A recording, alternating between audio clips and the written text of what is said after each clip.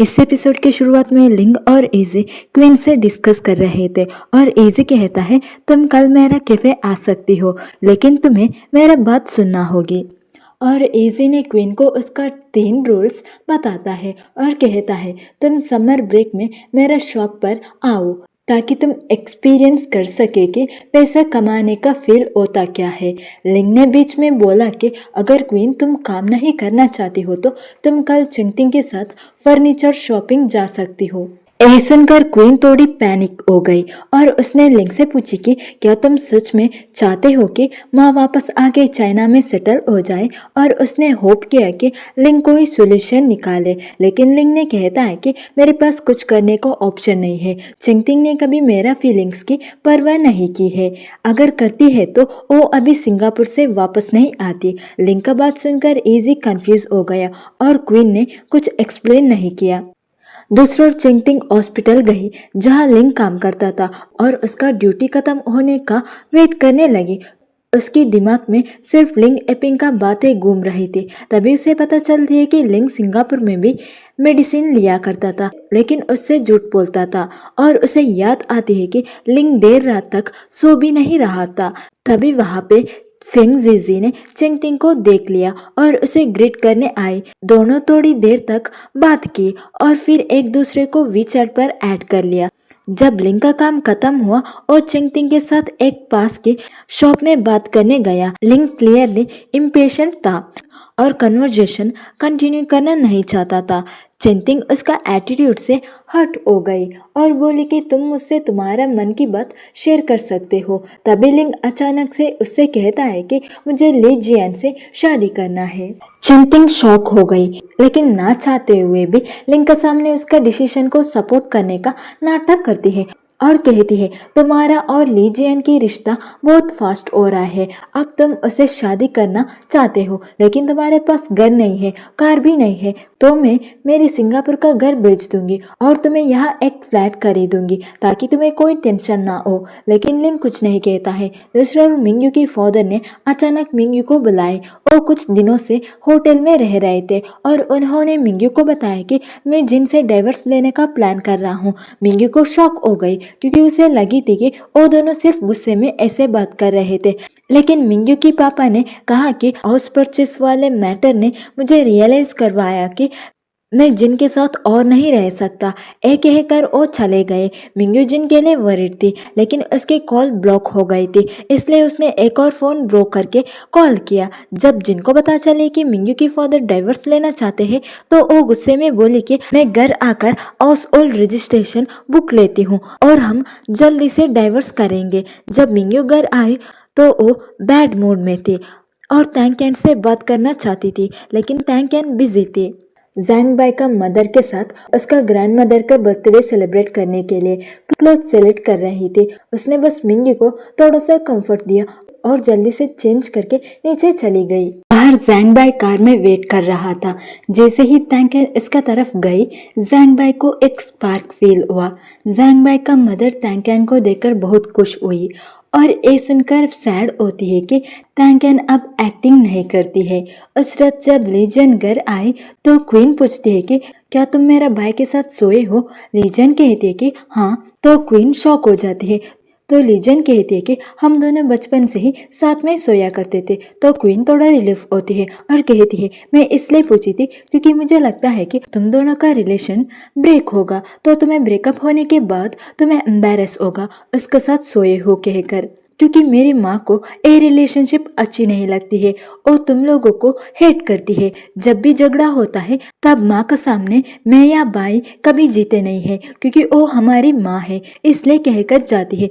Noodle shop में miss जैंग और aunt noodles खा रहे थे। तभी ईमे वहां आ गए इसे सीखने के लिए कि कैसे इजी के फेवरेट डिशेस बनाया जाती है। आंट क्वीन ने ईमे को पहचाना और उससे बात की। थोड़ी देर बाद ली वापस आया। उसने देखा कि ईमे और एंड क्वीन के बीच में एक फेमिलियरिटी है, तो मिस जैंग को लगा कि ली के दिल में ईमे है। फिर ली ने उन्हें एक्सप्लेन किया कि मैं सिर्फ इजी के लिए ईमे से मिल रहा था, लेकिन मिस जैंग ने यकीन नहीं की।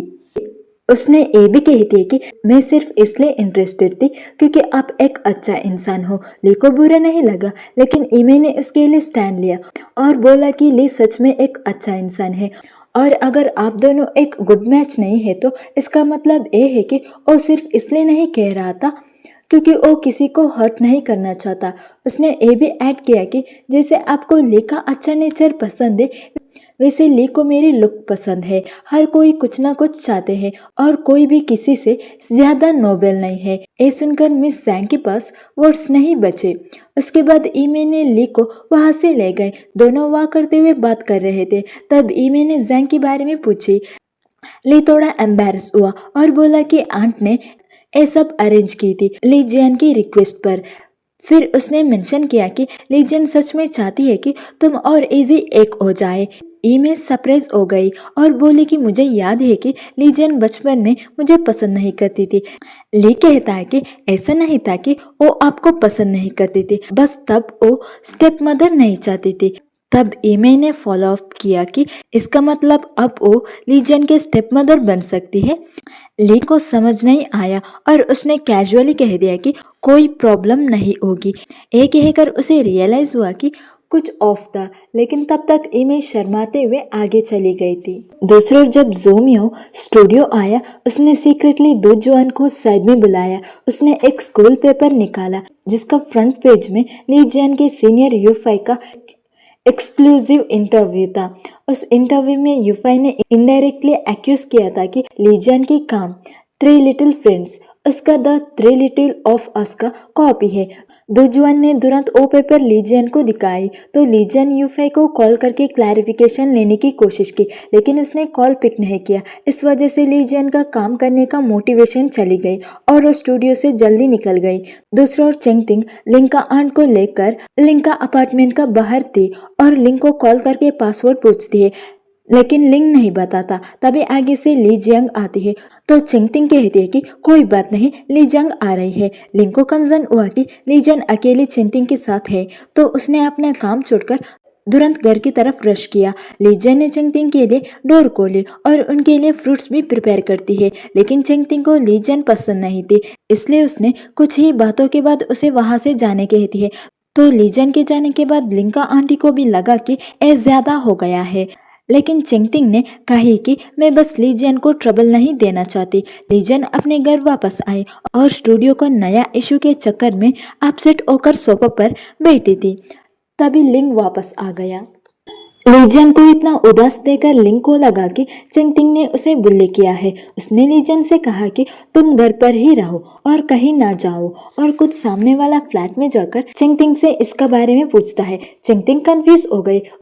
उसे लगा कि लीजियन ने उसकी बुराई की है लिंग के सामने। लीजियन ने सिचुएशन समझकर तुरंत लिंग को समझाने की कोशिश की, लेकिन लिंग गुस्से में था और उसने चिंगतिंग को इल्जाम लगाया कि मेरे साथ अपनी मर्जी से बिहेव करती हो, लेकिन लीजियन के साथ आपको बुरा बिहेव करने की परमिशन नहीं है। चिंगतिंग ने जब लीजियन को वहां आती देखी तो उसने भी पूछा कि तुमने लिंग से क्या कही थी। लीजियन ने ट्राई किया कि लिंग को साइड ले जाए ताकि वो और कुछ ना बोले, लेकिन तब तक आर्ग्यूमेंट शुरू हो चुका था। चिंगतिंग पुराने इमोशन लेकर नाटक शुरू करने लगी और उसने एक्यूज किया कि लिंग तुम तुम्हारा सारा ध्यान लीजियन पर देते हो, और उसने कहा कि लिंग तुम्हारा दिल में ले एपिंग और नेबर्स तक के लिए जगह है, लेकिन तुम्हारा अपनी माँ के लिए नहीं। लिंग ने उसकी बात कट करते हुए कहा कि लिंग एपिंग और ली मेरे लिए सच में केयर करते हैं। फिर उसने चिंगतिंग से सीधा पूछा कि आपने मुझे कभी केयर किए थे। चिंगतिंग शॉक हो गई और उसके पास जवाब नहीं थी। उसकी खामोशी देखकर लिंग ने अपनी आंट से सॉरी बोला और लीजियन को लेकर वहां से चला गया। एपर एपिसोड 36 खत्म होता है।